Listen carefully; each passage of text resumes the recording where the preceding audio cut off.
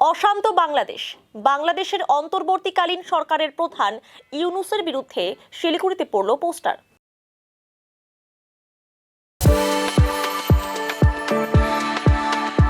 We are the dreamers, the achievers, and the leaders.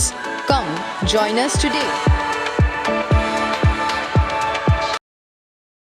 বাংলাদেশের রাজনৈতিক অস্থিরতার পর মোহাম্মদ ইউনূসের নেতৃত্বে গঠিত হয়েছে অন্তর্বর্তীকালীন সরকার। এই সরকার গঠন হওয়ার পর থেকে বাংলাদেশে হিন্দুদের উপর অত্যাচার বেড়েই চলেছে। বাংলাদেশ ইসকনের সন্ন্যাসী চিন্ময় কৃষ্ণ দাসকে গ্রেফতারের পর থেকে অশান্ত হয়ে উঠেছে পরিস্থিতি। তার আঁচ এসে পড়েছে এপারেও। ভারতবর্ষেও প্রতিবাদে সামিল হয়েছেন মানুষ। বিভিন্ন জায়গার পাশাপাশি শিলিগুড়িতেও প্রতিবাদে সামিল হয়েছেন মানুষ। এরই মধ্যে শহর জুড়ে পড়ল ইউনূস বিরোধী পোস্টার। শিলিগুড়ির বিভিন্ন স্কুলে ঢোকার সামনে রাস্তায় লাগানো হয়েছে এই পোস্টার।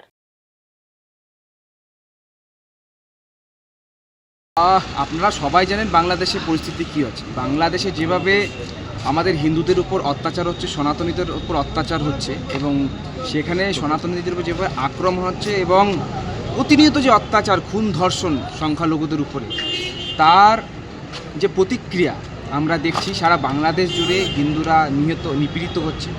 এবং সেখানকার লোকেরা একটা জেহাদি শক্তি, যারা প্রতিনিয়ত ভারতবর্ষের পতাকাকে অপমান করছে, ভারতবর্ষের মানুষদের, হিন্দুদের অপমান করে যাচ্ছে, তারই প্রতিক্রিয়া আমরা ভারতবর্ষে দেখতে পাচ্ছি।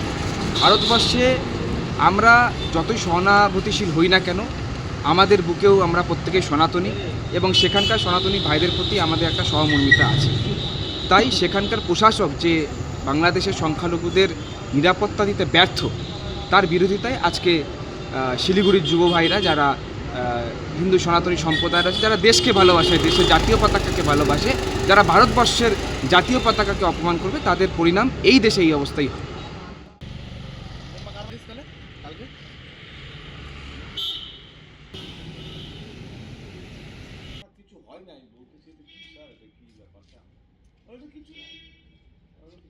সব বন্ধ করে দেওয়া উচিত। চাল ডাল যা যা ইন্ডিয়ার থেকে সব বন্ধ করে দেওয়া উচিত।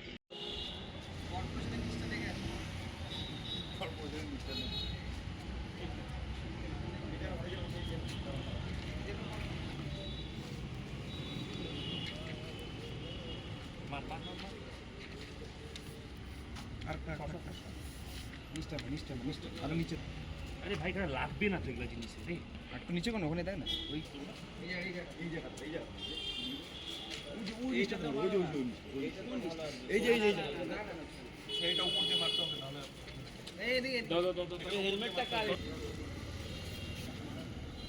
চার কোনায় মার।